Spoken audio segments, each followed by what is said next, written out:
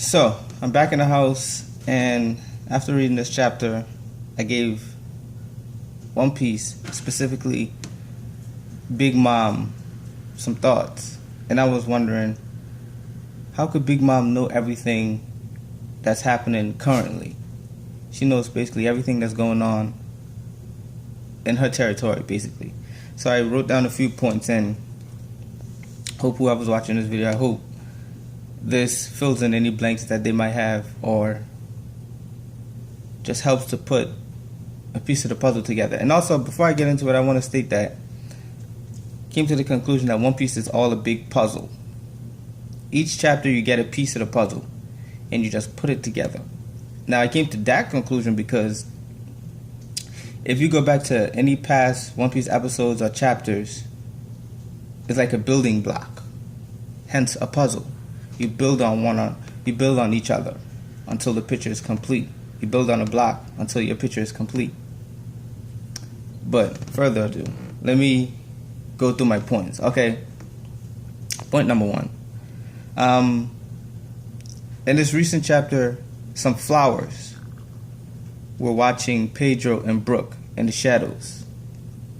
Now, I don't know who's controlling it or what's controlling it, but either way, they're always around and they're alive. They're alive. Like they talk to one another. So maybe that's one of the ways that she can get information. Point two.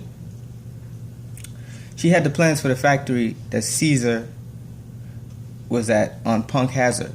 How could she get some government, I'm assuming top secret plans? Because the government didn't want any citizens there. So how could she get a hold of those plans? Unless maybe a government ship was scrolling through her territory, and she obviously just took it. She's a pirate. She obviously just took it.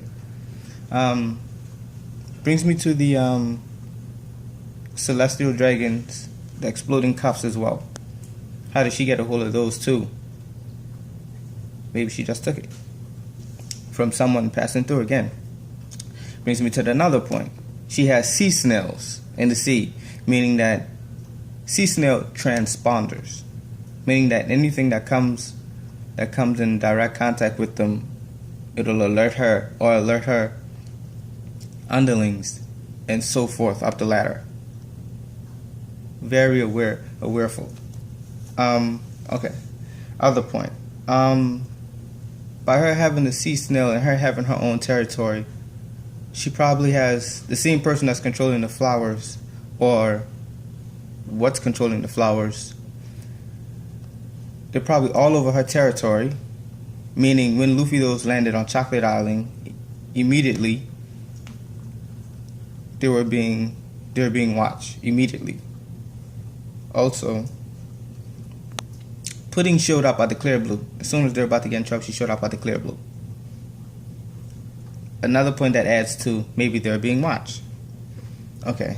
Now, she also knew who Sanji trained with during the time skip. And the whole Straw Hat crew were transported to islands in the New World. Big Mom's territories are in the New World. So maybe the island that Sanji trained at, the Kamabaka Kingdom, maybe they were on the outskirt of her territory. Meaning not in her territory, but right on the border of her territory. She probably would have been aware of what's going on, you understand? Also, I think that was the last point. Yeah, that was the last point. Basically, I just gathered these pieces together, puzzle. Just gathered these pieces together, and I hope that anybody else that had the same thought as me, just let me know in the comment section. Thanks for watching.